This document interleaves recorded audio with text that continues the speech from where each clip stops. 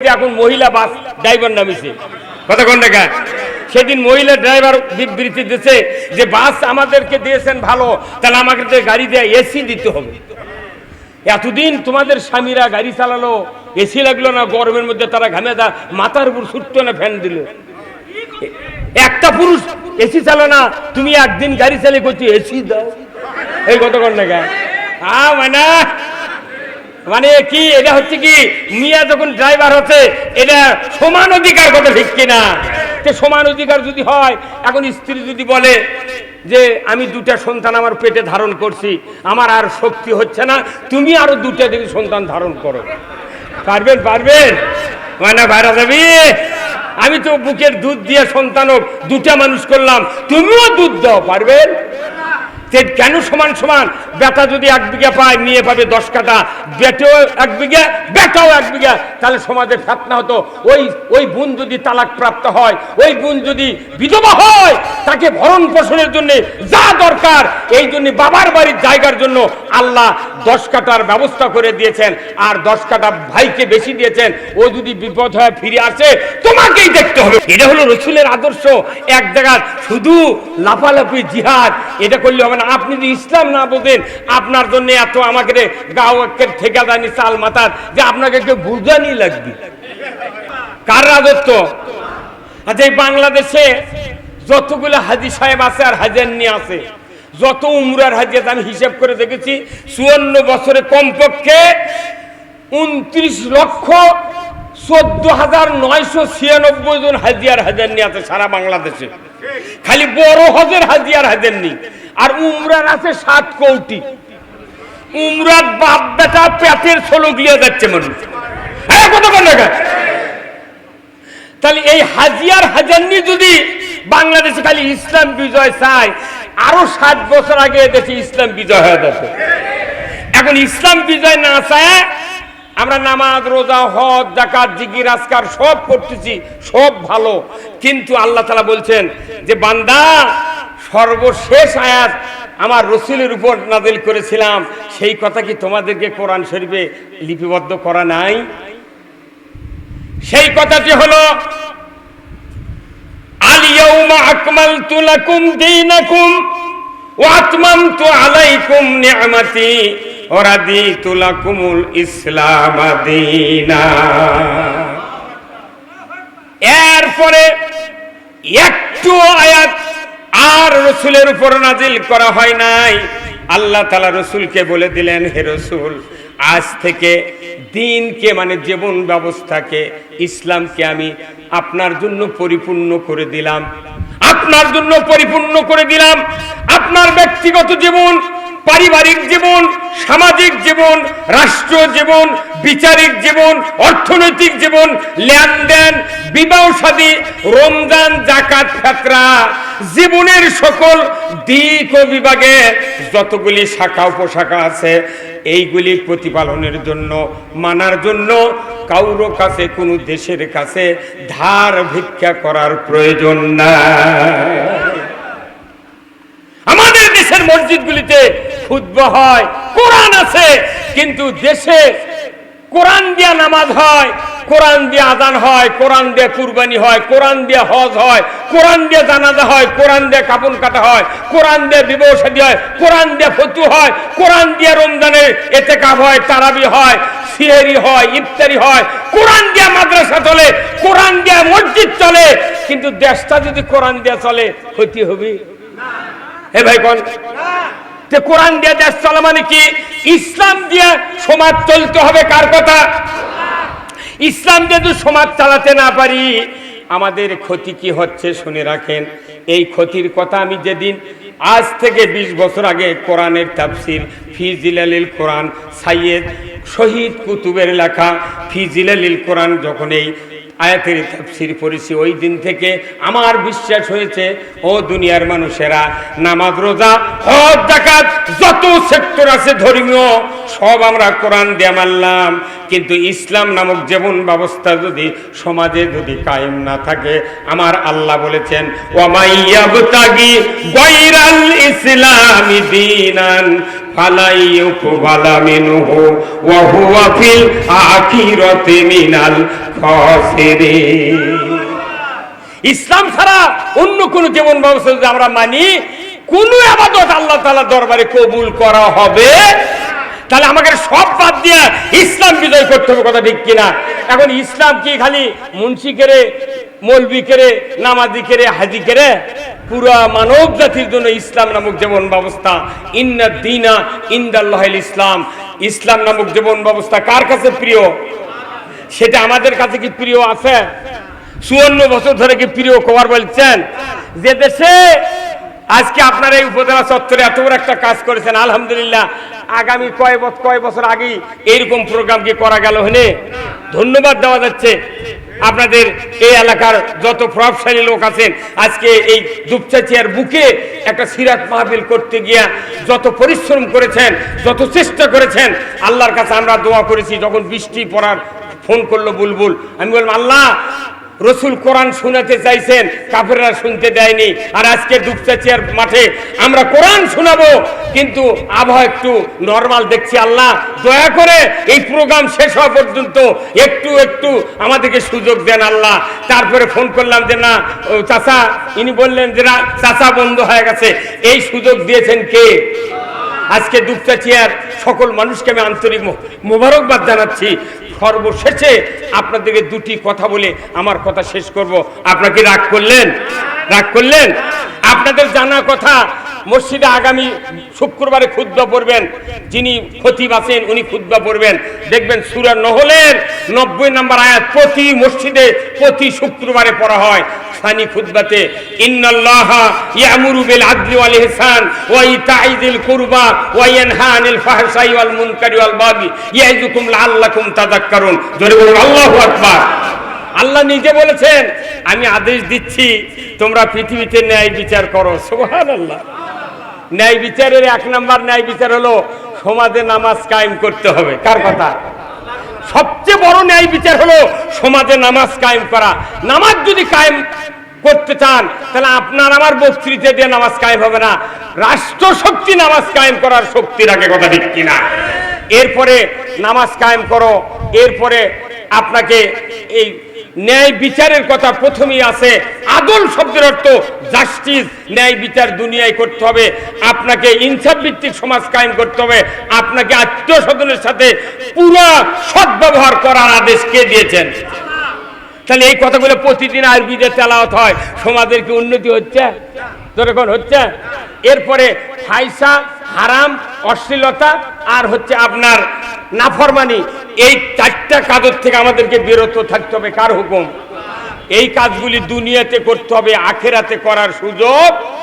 এরপরে তার আগে একটা হাদিস প্রতিদিন শুক্রবার আপনারা শোনেন, সুলতানু জিল্লুল্লাহি ফিল আরদি মান আহানা সুলতানাল্লাহি ফিল আরদি আহানাহুল্লাহ। এই হাদিসটা কি শোনেননি আপনারা? এই হাদিসের অর্থ শুনলে যেদিন আমি পড়েছি সেদিন থেকে আমার মাথা খারাপ হয়ে গেছে। হায় সর্বনাশ! রসুল বলছেন ন্যায়পরায়ণ শাসক আল্লাহর ছায়া সদৃশ্য। যে বা যাহারা ন্যায়পরায়ণ শাসক কায়েম করার বিরোধিতা করবে কিংবা ন্যায়পরায়ণ শাসক কায়েম আছে তাকে অপমান করবে, আমার নবী বলেছেন সে যেন স্বয়ং আল্লাহর বিরোধিতা করলো। ইতিকাফ করে 5 ওয়াক্ত নামাজ জামাতে পড়ে এসে যদি ন্যায়পরায়ণ শাসক কায়েমের বিরোধিতা করা হয়, কার বিরোধিতা করা হলো? তো ওই নামাজ কে কবুল করবে?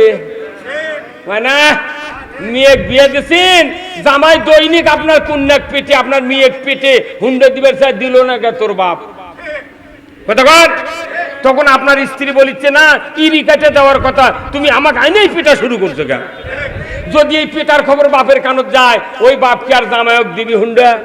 বাবারে, আর এখনই যে অবস্থা, কতক্ষণ হয় না? মসজিদের থেকে নামাজ পড়ে তার আল্লাহর দিন বিজয়ের বিরোধিতা করা, ন্যায়পরায়ণ শাসক কায়েমের বিরোধিতা যারা করলো, নবী বলেছেন সেজন্য আল্লাহর বিরোধিতা করলো। আপনি আমি বাঁচার জন্য সব বাদ দিয়া কে কোন দল করেন জানি না, কিন্তু আপনাকে আখেরাতে মুক্তির জন্য ইসলাম ছাড়া একটা জীবন ব্যবস্থা পৃথিবীতে কায়েম করা যাবে না, যাবে না, যাবে না। আল্লাহর দেওয়া জীবন ব্যবস্থা বাংলাদেশে কায়েম হোক, এটা কি চান? কারা কারা চান? দুহাত তুলে আল্লাহকে দেখান।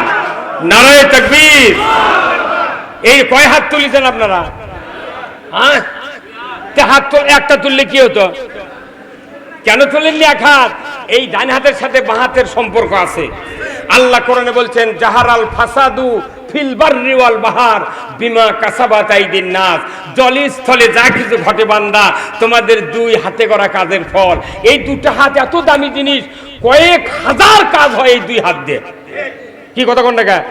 হাত ঠিক দুনিয়া ঠিক, হাত খারাপ দুনিয়া খারাপ। আপনি কোথায় যাবেন?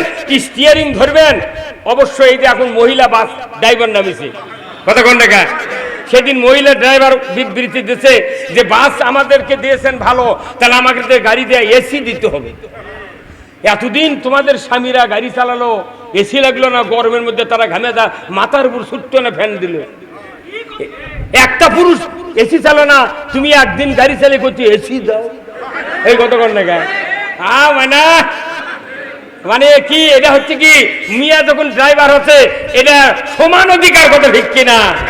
সমান অধিকার যদি হয়, এখন স্ত্রী যদি বলে যে আমি দুটা সন্তান আমার পেটে ধারণ করছি, আমার আর শক্তি হচ্ছে না, তুমি আরো দুটা দিকে সন্তান ধারণ করো, পারবেন? পারবেন? মানে বাইরে যাবি, আমি তো বুকের দুধ দিয়ে সন্তানক দুটা মানুষ করলাম, তুমিও দুধ দাও, পারবেন? কেন সমান সমান? বেটা যদি 1 বিঘা পায়, মেয়ে পাবে 10 কাঠা, বেটেও 1 বিঘা বেটাও 1 বিঘা, তাহলে সমাজে ফেতনা হতো। ওই বোন যদি তালাক প্রাপ্ত হয়, ওই বোন যদি বিধবা হয়, তাকে ভরণ পোষণের জন্য যা দরকার, এই জন্য বাবার বাড়ির জায়গার জন্য আল্লাহ 10 কাঠার ব্যবস্থা করে দিয়েছেন, আর 10 কাঠা ভাইকে বেশি দিয়েছেন। ও যদি বিপদ হয় ফিরে আসে, তোমাকেই দেখতে হবে। এটা হলো রসুলের আদর্শ। এক জায়গায় শুধু লাফালাফি জিহাদ এটা করলে হবে না। আপনি যদি ইসলাম না বোঝেন, আপনার জন্য এত আমাকে গাঁয়ের ঠিকাদানি চাল মাথার যে আপনাকে কেউ বুঝানি লাগবে, কথা কোন টাকা? বিচার কে করবি? আপনারা এখানে যত লোক আছেন, একটা কথা শোনেন, সূরা কফ নামে একটা সূরা আছে জানেন? 26 পারা, 26 পারা সূরা কফ। এটা আমার সম্মানিত ভাই আছেন, সে আগেকার বিশিষ্ট একজন হাফেজে কোরআন, আপনাদের এই দুপচাচের কৃতি সন্তান, ওনার সাথে বহু মাহফিল করেছি। আপনাদের সামনে বলছি যে এই কোরআনুল কারীম, তার ভেতরে আল্লাহ তাআলা বলেছেন, ও পৃথিবীর মানুষেরা, তোমরা যদি আখিরাতে মুক্তি পেতে চাও, নাজাত পেতে চাও, তাহলে রসুলের আদর্শকে উত্তম নমুনা হিসেবে গ্রহণ করো। রসুল কোন আমাদের নেতা, কথা ঠিক কিনা? কোন নেতার আদর্শ ধরবেন? যে নেতার নামাজ কাদা নাই, যে নেতা কোনোদিন মিথ্যা বলেনি, যে নেতা নারীর গায়ে হাত দেয় নাই, যে নেতা ঘুষ খায় নাই, যে নেতা আল্লাহর বিরোধিতা করে নাই, যে নেতা সর্বোচ্চ নেতা, তার নেতৃত্ব দুনিয়ায় নয় আখিরাতেও কায়েম হবে, বলতে কিনা? আমরা এমন একটা নেতা পেয়েছি যে নেতার কথা কবরে জিজ্ঞাসা করা হবে যে ওমান নাবিউকা, তোমার নেতাকে? আমাদের নেতাকে হযরত মুহাম্মদ মুস্তাফা।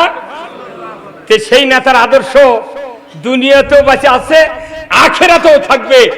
নবীরা পর্যন্ত মুহাম্মদ সাল্লাল্লাহু আলাইহি ওয়াসাল্লামের সুপারিশ ছাড়া আল্লাহর জান্নাতে যেতে পারবে না।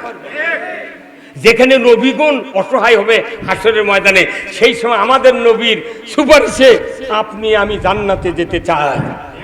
কখন যাবেন? যখন আপনি ইসলামকে মানবেন। ইসলাম পৃথিবীতে কায়েম হলে মানুষের শান্তি আসবে। ইসলাম ছাড়াই যে কয়েকদিন আগে বাংলাদেশে দেখলাম ধর্ষণ আর ধর্ষণ, ধর্ষণ আর ধর্ষণ। কত অনুরোধ করা হচ্ছে না বিচার করেন বারে। কেউ কেউ ফেসবুকে লেগেছে একেবারে কোমর পর্যন্ত পুঁচা পাথর দিয়ে শ্বাস করেন, দেখেন কিচ্ছু হবে না। কার কথা কে শোনে? আর আল্লাহ বলছেন যে ধর্ষণ বন্ধ করতে 5 মিনিটও লাগবে না।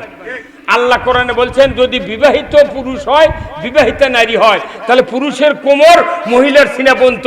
সরকারি আইনে বয়তুল মোকাররমের উত্তর গেটে যদি কোমর পর্যন্ত পুরুষের গাড়ি দিয়া, মহিলার সিনা পর্যন্ত গাড়ি দিয়া, আদলা পিকেটির দিয়া, যদি ফতুয়া দিয়া, যদি ওখানে আল্লাহর আইনে যদি পাথর মেরে একটা বিচার করা হতো আর এই বিশের লাইনে দেখানো হতো, আমার মনে হয় বিয়ে করবে গেলে তাও ভাবতো যে কি করি, এই কথা কোন টাকা। অথচ এই বিচার না থাকার কারণে চেয়ারম্যান ভাইস চেয়ারম্যান গিয়ে চলে যাচ্ছে, কথা কোন টাকা। শিক্ষক তার ছাত্রী গিয়ে চলে যাচ্ছে, কত জানা হচ্ছে। যদি একটা বিচার হতো আমার দেশের কোন নেতা নেত্রী, কোন যুবক, কোন মৌলবি, কোন চেয়ারম্যান, কোন ভাইস চেয়ারম্যান কাউর গায়ে টাচ করার সাহস পেত না। এটা কার বিধান? আপনি কতদিন 54 বছরে কত কোটি মানুষ মরে গেল, তারা বিচার দেখতে পারল না, ইসলাম দেখতে পারল না। বারবার ক্ষমতার হাত বদল হচ্ছে কিন্তু আইন পরিবর্তন। আমরা বলেছি আমরা ক্ষমতায় যাব না, আপনারা ক্ষমতায় গেছেন, এখন খালি ওই একটা নামাজ কায়েম করেন, জানার বিচার করেন, চোরের হাত কেটে দেন, আর কিচ্ছু চাই না। বাংলাদেশ কাল থেকে হবে বালকো মাটি।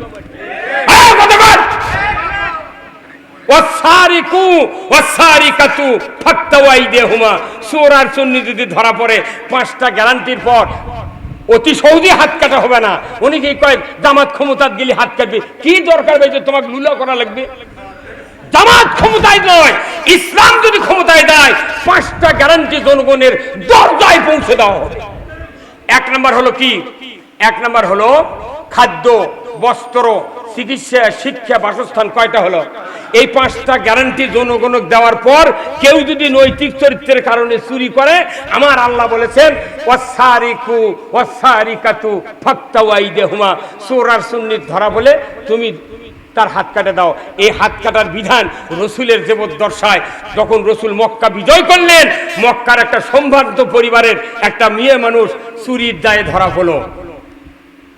সাহাবারা বললেন, বারে এই মাত্র মক্কা বিজয় হলো আর এই বড় বড় ধনী মানুষের সোল চুরি করছে, তাহলে এরই বিচার যদি এখনই হাত কাটে দেয় নবী, তাহলে তো আমাকে এই মক্কার টেকায় কঠিন, আবার আন্দোলন শুরু হবি। তোর কে বলবি, কে বলবি?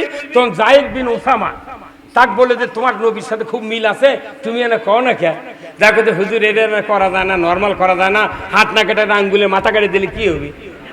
রসুলের চেহারা একবারে লাল। আল্লাহু আকবার। রসুল বললেন, এই ওসামা,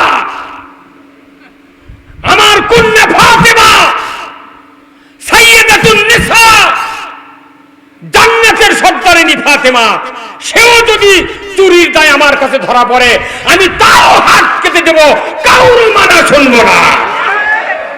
এর নাম হলো ন্যায় বিচার, এর নাম হলো রসুলের সিরাজ। কি দেশ চলিচ্ছে! আজকেই ফেসবুকে দেখলাম যে সরকার দেশে চাল 30 কেজি করে চাল জনগণের কাছে না পৌঁছে দেয়, ভুয়া তালিকা করে ওই টাকা দিচ্ছে, খালি তালিকা করে জমা দিচ্ছে। শুনলাম যে পুলিশ তাকে গ্রেফতার করছে। আর উমর ফারুক আটার বস্তা পিঠে নিয়ে মরুভূমির প্রান্তর দিয়ে চলে গেছেন। কথা ঠিক কিনা? কাকে বলে, কাকে বলে রসুলের জীবন? রসুল যে জীবন পদ্ধতি রেখে গিয়েছেন, উমর ফারুক তার বাস্তব রূপ দিতে গিয়া প্রত্যেকটা পৃথিবী আল্লাহর নবীর সাহাবী শাসন করেছেন। অথচ ওই কোরআন, ওই আদর্শ সব আমাদের কাছে মজুদ আছে, কিন্তু সমাজে কোনো কাজ নাই। আমরা আমাদের পরিশ্রমের টাকা খাবো আর অন্য দেশের আইন দিয়ে দেশ চালাবো না। আমরা ছোট হতে পারি, বাংলাদেশে ইমানের মতো একটা সম্পদ আছে, ধরে বলুন ঠিক কিনা? আসুন আমরা সবাই মিলে আল্লাহর রসুলের রেখে দেওয়া এই তরিকাই সুন্নাহ আমরা চর্চা করি।